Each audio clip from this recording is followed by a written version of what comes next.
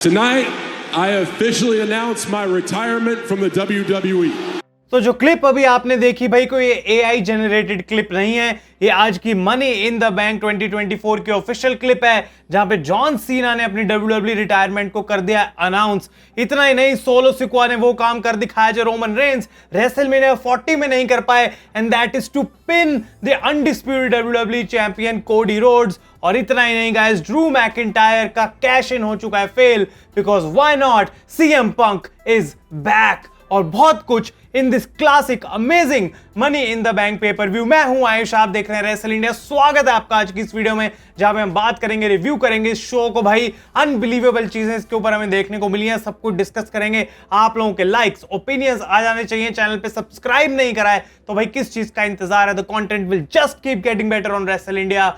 और ये भी मैं आपको बता दूं कि आज है वो दिन जिस दिन असली अखाड़ा पॉडकास्ट आने वाला है वापस। डिस्क्रिप्शन में देखते रहो भाई लगातार, या तो आ चुका होगा या आने वाला 1 घंटे के आसपास। Asli Akhada on Spotify with Money in the Bank ratings podcast.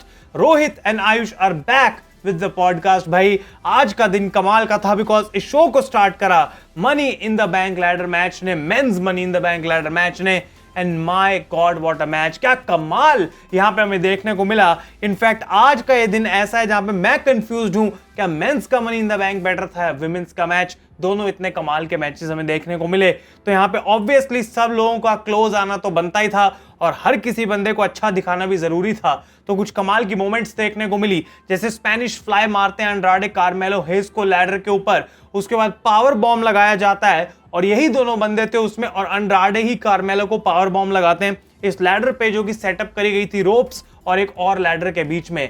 Chad Gable belly to belly suplex लगाते हैं, एलए नाइट को रिंग के अंदर से बाहर फेंकते हैं और भारी अनाउंसर्स टेबल और एप्रन के बीच में लैडर सेटअप करी गई थी, उसके ऊपर जाके एलए नाइट यहां पे गिरते हैं। यीट वर्सेस या देखने को एक बार फिर से मिला आज, जो कि बहुत कमाल का मोमेंट था। और चैड गेबल ऑलमोस्ट इस money in the Bank ladder match को जीत जाते हैं, लेकिन जे ऊसो उनके नीचे से लैडर हटा देते हैं और गेबल लटकते रह जाते हैं ब्रीफ केस के साथ। इवेंचुअली उनके पास कोई ऑप्शन नहीं था, वो नीचे गिरते हैं, उनको स्पीयर पड़ता है। और जे ऊसो जब ऐसा लग रहा था कि क्लोज आने वाले हैं to win this match, Drew McIntyre नीचे से एक लैडर उठा के फेंकते हैं जे ऊसो के ऊपर, एंड ड्रू मैकिंटायर को यहाँ पे मिलती है एडवांटेज। ड्रू मैकिंटायर चढ़ते हैं यहाँ पे लैडर को और ड्रू मैकिंटायर ने यहाँ पे money in the bank briefcase को अनहुक करा, and he is mister money in the bank 2024।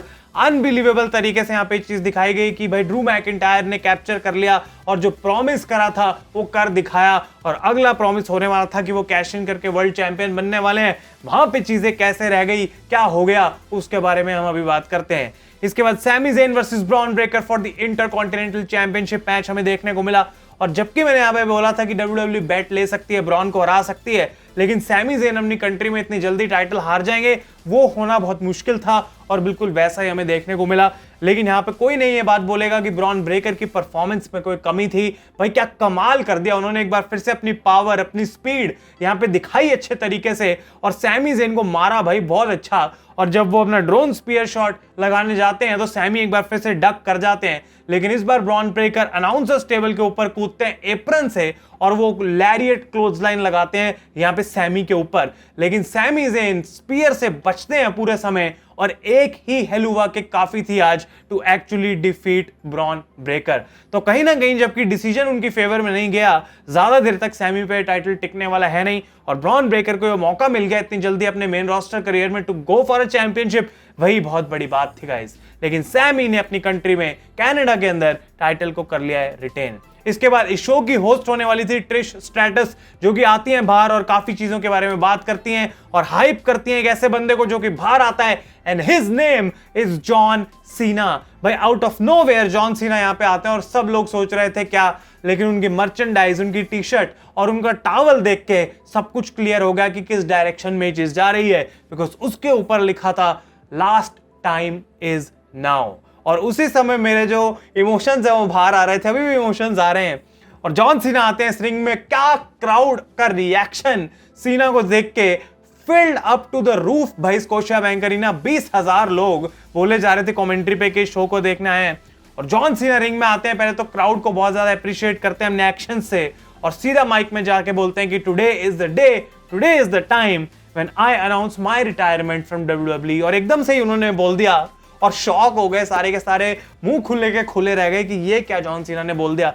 और वो बात करते हैं कि आखिर क्यों ये बात मैं कनाडा में अनाउंस कर रहा हूं, क्या इसकी इंपॉर्टेंस है। वो कहते हैं इतने साल WWE में रहने के बाद मैंने इतनी सारी चीजें देखी हैं, सही हैं, अच्छे टाइम देखे हैं, बैड टाइम देखे हैं, लेकिन एक चीज मैं बोल सकता हूं कि क्राउड कभी हॉट होता है, कभी कोल्ड होता है, लेकिन कैनेडियंस हमेशा हॉट होते हैं। जब भी मैं कनाडा आता हूं, दिस क्राउड इज हॉट।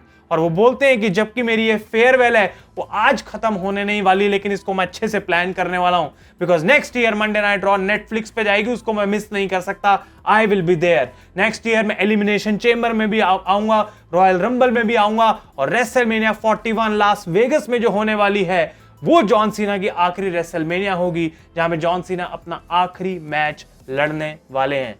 और ये चीज जॉन सीना ने बोलने के बाद फैंस को बहुत ज्यादा थैंक यू बोला, और उन्होंने कहा मैं इस चीज से भाग नहीं रहा, ये बोल के मैं कहीं जा नहीं रहा, क्योंकि ये पोस्ट शो प्रेस कॉन्फ्रेंस जो अभी चल रही होगी जिस समय मैं रिकॉर्ड कर रहा हूं, वहां पे जॉन सीना सारे जवाब देने वाले हमने रिटायरमेंट के रिगार्डिंग। और ऑब्वियसली उसके ऊपर हम एक अलग से वीडियो बनाएंगे कि सीना ने वहां पे क्या बोला। भाई अनबिलीवेबल। और जॉन सीना यहाँ पे फिर बोलते हैं भाई सारे लोग जो घर से देख रहे हैं, जो फैंस इस अरीना में, और इवन द लॉकर रूम, अगर तुम्हें मौका चाहिए भाई आ जाओ और ले लो। If you want some come get some, hurry up because the last time is now. और अनबिलीवेबल ये सेगमेंट जॉन सीना की, भाई मजा आ गया देख के, लेकिन इमोशन भी दूसरी तरफ बोल रहा है कि भाई ये क्या बोल दिया। एक बार लास्ट टाइम जॉन सीना का रन जो हमें नेक्स्ट ईयर देखने को मिलेगा। बहुत सारी बातें हैं बोलने के लिए गाइस, और इस पे मैं एक अलग से डेफिनेटली वीडियो बनाऊंगा। इसके बाद world heavyweight championship match Damien priest versus Seth fricking Rollins, और क्या क्लासिक मैच इन दोनों ने दिया भाई, बैक एंड फोर्थ। और बैक स्टेज डेमियन प्रीस्ट बोल के आए फिर से फिन बैलर को और जजमेंट डे को फार मत आना, बिल्कुल मत आना। और फिन बैलर का जो रिएक्शन था बहुत ही ज्यादा इस बार गिविंग था कि वो कुछ ना कुछ तो करने वाले आने वाले टाइम में। और वो बोलते हैं ठीक है बॉस, जो तुझे चाहिए वो तुझे मिलेगा।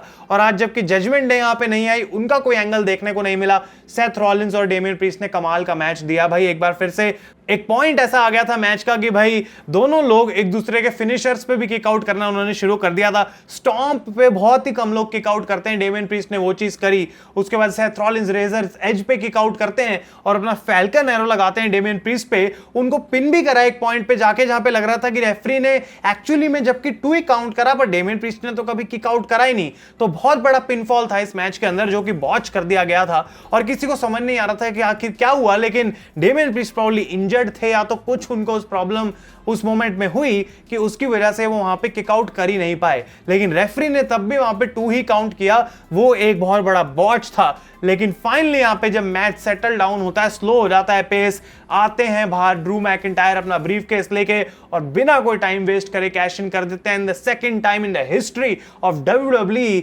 Money in the bank cash in करके इसको एक ट्रिपल थ्रेट मैच में वो कन्वर्ट कर देते हैं। और सेथ रॉलिंस को पहले बाहर फेंकते हैं, जबकि सेथ रॉलिंस यहां पे लड़ने की कोशिश जरूर करते हैं, कुछ कर नहीं पाए ड्रू मैकिंटायर का वो। और फर्स्ट टाइम क्लेमोर मारने की जब कोशिश करते हैं ड्रू, तो वो भी बॉच हो जाती है, लगती नहीं है सही से। तो ऐसा लग रहा था कि डेमियन प्रीस्ट कहीं ना कहीं उनको कुछ प्रॉब्लम है, वो हमें ऑब्वियसली जानने को मिलेगी उनकी प्रेस कॉन्फ्रेंस में। लेकिन CM पंक एक बार फिर से आते हैं भाई, और ड्रू मैकिंटायर को अटैक करना स्टार्ट कर देते हैं। Out of nowhere punk arrives, और उसके बाद स्टील चेयर से अटैक करते हैं, और उनकी नजरें जाती हैं इस वर्ल्ड हेवीवेट चैंपियनशिप पे जिसको वो उठाते हैं। और ड्रू मैकिंटायर जब वापस जा रहे होते हैं रिंग के अंदर, उनको टाइटल से भी अटैक कर देते हैं CM पंक। और उसके बाद मौका मिलता है डेमियन प्रीस्ट को to hit a South of Heaven choke slam Drew McIntyre के ऊपर, और ड्रू मैकिंटायर को पिन करके कैश इन को फेल करके डेमियन प्रीस्ट ने ना ही सिर्फ अपने वर्ल्ड हेवीवेट चैंपियनशिप को कैप्चर कर लिया है, बल्कि सेथ रॉलिंस को आगे से उस टाइटल के लिए चैलेंज करने के लिए रोक लिया है, जब तक डेमियन प्रीस्ट के शोल्डर्स पे वो टाइटल रहेगा। और साथ के साथ ही WWE ने समर स्लैम के लिए गुंथर वर्सेस प्रीस्ट को कर दिया ऑफिशियल। भाई ये भी पूरा सिनेमा था जो देखने को मिला। CM पंक अनाउंसर्स टेबल पे बैठे हुए वर्ल्ड हेवीवेट चैंपियनशिप को अपने गोदी में लेके, और सेथ रॉलिंस मैच के बाद आते हैं गुस्से में, और कोरी ग्रेव्स रोकते हैं। और यहां से एक बार फिर से गाइस एग्जैक्टली वही हो रहा है जो मैंने प्रिडिक्ट करा था कि सेथ रॉलिंस, ड्रू मैकिंटायर और CM पंक एक ही सर्कल में रिवॉल्व करने वाले हैं। और at the end of the day WrestleMania में मे बी ये ट्रिपल थ्रेट मैच ही इसी टाइटल के लिए हमें देखने को मिलेगा। WWE की स्टोरी टेलिंग कमाल है, और जैसा कि मैंने बोला था अपनी प्रेडिक्शंस में, Drew McIntyre money in the bank जीतने के बाद अपने कैश इन में फेल होंगे, एग्जैक्टली वही चीज हमें आज देखने को मिली। इसके बाद women's Money in the Bank ladder match, Tiffany Stratton जहां पे जीत चुकी हैं, बन चुकी हैं Miss Money in the Bank. लेकिन my god, I think this is the greatest women's Money in the Bank ladder match of all time. भाई जो देखने को मिला ना आज, ऐसा लग रहा था कोई बॉच नहीं है। यूजुअली हम बातें करते हैं विमेंस के मैच में बॉचेस होते हैं, बहुत सारी गलतियां होती हैं, दिक्कतें होती हैं। आज तो ये moment after moment after moment हमें देखने को मिली। क्रेजी मैच था ये भी। लायरा वेलकैरिया उल्टी लटकी होती हैं लैडर के ऊपर और इयो स्काई उनके ऊपर से चढ़ने की कोशिश करती हैं, पर वो उठती हैं वापस अपने कोर स्ट्रेंथ को यूज करके और सुप्लेक्स लगाती हैं। भाई वहीं से इयो स्काई को क्या सेल किया इयो ने उसको। अब एक पॉइंट देखने को मिलता है जहां पे चेल्सी और टिफनी मिलके 2 टेबल्स रिंग साइड पे सेटअप कर देते हैं और नयोमी यहां पे 2 लैडर्स के बीच में स्प्लिट करती हैं और वो लैडर्स जब वापस जुड़ती हैं तो यहां पे 2 लैडर्स दोनों रोप्स की तरफ से वहां पे जो है लगा दी जाती हैं, सेटअप कर दी जाती हैं और इन दोनों के ऊपर बहुत सारे कमाल के मूव्स हमें देखने को मिले। तो लायरा वेलकैरिया को एक लैडर के थ्रू फेंका जाता है जो सेटअप करी गई थी, उनको पहले वहां फेंका गया। चेल्सी नयोमी को मारती है अपना मूव यहां पे उसी सेम लैडर के ऊपर। लेकिन जो सबसे डेंजर मूव आज हमें देखने को मिला वो ये था कि इयो स्काई यहां पे जोई स्टार्क को टॉप ऑफ द लैडर से इस दूसरी राइट साइड पे जो सेटअप लैडर है, एक kind of Michinoku driver into pile driver kind of एक मूव लगाया और माय गॉड, इयो स्काई खुद उस पॉइंट के बाद भाई ऐसे पीछे होके लेटी रही 1 मिनट तक। उनको खुद बिलीव नहीं हो रहा था कि क्या इंपैक्ट आया उस मूव के ऊपर। बहुत ज्यादा डेंजरस वो लगा और Zoey Stark, I hope she is fine, but my god क्या काम किया यहां पे इन्होंने। ये था भाई मनी इन द बैंक का बेस्ट मूव मुझे लगा आज पूरे टाइम में। और चेल्सी ग्रीन ऐसा लग रहा था कि फाइनली उनकी मोमेंट आने वाली है उनके कंट्री में और वो मनी इन द बैंक को जीतेंगी और वो ऊपर चली जाती हैं, अनहुक करने की कोशिश कर रही होती हैं मनी इन द बैंक को। लेकिन टिफनी और चेल्सी ने ही मिलकर जो 2 टेबल्स आउटसाइड जो है वो लगाई थी उसी के ऊपर धक्का देके टॉप ऑफ द लैडर से गिरा देती हैं चेल्सी को Tiffany Stratton. And it is indeed Tiffy time और टिफनी बन चुकी है Miss Money in the Bank इस ब्रीफकेस को बाहर निकाल के। और चेल्सी ग्रीन के जो हाइट का, ऊंचाई का डर था उसको पूरे तरीके से आज निकाल दिया गया है। कमाल का women's money in the bank, मजा आ गया इसको देख के। और फाइनली शो का main event the blood line versus Kevin Owens, Randy Orton and Cody Rhodes, जहां पे पॉसिबिलिटीज बहुत ज्यादा थी बट जो एक्चुअली में देखने को मिला वो मैंने किसी के मुंह से सुना नहीं था कि ऐसा आज होगा। मेन इवेंट में रखने की वजह से ऐसा लग रहा था कुछ बड़ा यहां पे होगा, लेकिन कोई रिटर्न या फिर कोई टर्न हमें आज यहां पे देखने को नहीं मिला। केविन ओवेंस के चेहरे पे क्लियर इमोशन दिख रहा था कि वो कितने इमोशनल हो रहे हैं अपनी मॉम को लेके और कितने फोकस्ड भी हैं सेम टाइम पे कि उनको यहाँ पे परफॉर्म करना है। जेकब फाटू की पावर आज दिखी भाई कि क्या ये बंदा करने वाला है आने वाले टाइम में WWE में। इसने जो आज दिखाया है कि क्या ये देगा अगले महीनों में, भाई बहुत ज्यादा मस्त था। और यहाँ पे देखने को मिलता है कि केविन ओवेंस के ऊपर बहुत लंबे टाइम तक अटैक चलता है ब्लड लाइन का, लेकिन फाइनली वो हॉट टैग करते हैं कोडी रोड्स को और सोलो सिकोआ ने यहाँ पे एक स्पीयर मार दिया कोडी को। तो पहले तो रोमन रेंस को यहाँ पे उन्होंने बिल्कुल कॉल आउट किया इस चीज से और देखने को मिलता है यहाँ पे कि कोडी रोड्स जेकब फाटू को अनाउंसर्स वाली साइड पे फेंक देते हैं और वहां पे डॉक्टर खड़ा था उसके ऊपर काइंड ऑफ गिर जाते हैं यहाँ पे जेकब फाटू। वो थोड़ा रिस्की था, लेकिन सोलो यहाँ पे फिर गलती से मार देते हैं रेफरी को और यहाँ पे केओस ऑब्वियसली स्टार्ट होना था। लेकिन उसके बाद क्रॉस रोड्स, केविन ओवेंस की स्प्लैश और आरकेओ, तीनों चीजें पड़ती हैं सोलो सिकोआ को, लेकिन ऑब्वियसली जेकब फाटू यहाँ पे बचाने के लिए वापस आ जाते हैं उठ के। भाई आई डोंट नो कहां से इतने बुरे तरीके से उनको भी मारा गया था उसके बाद। और ट्रिपल पावर बॉम्ब जब लगने वाला था थ्रू द टेबल सोलो के ऊपर, उससे जेकब फाटू यहाँ पे उनको बचा लेते हैं और उसके बाद रेफरी को गलती से जेकब फाटू भी कुचल देते हैं भाई। तो रेफरी की तो बिल्कुल बैंड बज गई थी। उसके बाद थ्रू द टेबल एक स्प्लैश देखने को मिलती है अनाउंसर्स टेबल के थ्रू जो कि लगाई केविन ओवेंस ने जेकब फाटू के ऊपर और उनको मैच से यहाँ पे बाहर निकाल दिया। टांगा लोहा को रिंग में आना था और लो ब्लो लगाना था केविन ओवेंस को जब वो सोलो को अटैक कर रहे थे, बट वो बॉच कर देते हैं पूरे तरीके से। लेकिन सेकंड टाइम उन्होंने लो ब्लो किया केविन ओवेंस को, लेकिन इसके बाद आरकेओ पड़ती है टांगा लोहा को और समोअन स्पाइक पड़ता है रैंडी ऑर्टन को और 2 क्रॉस रोड्स पड़ते हैं कोडी रोड्स को।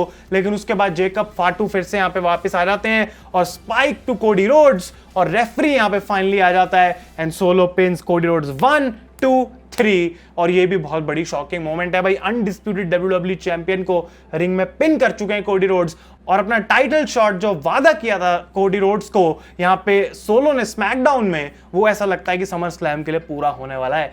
बहुत अच्छा शो, बहुत बढ़िया money in the bank. Guys आप लोग अपने ओपिनियंस कमेंट्स में दें। आज वीडियोस आएंगी, पॉडकास्ट आएगा, you have to stay tuned because the content will just keep getting better on wrestle India. Thank you so much for watching guys और मैं आपसे मिलूंगा आज की अगली वीडियो में।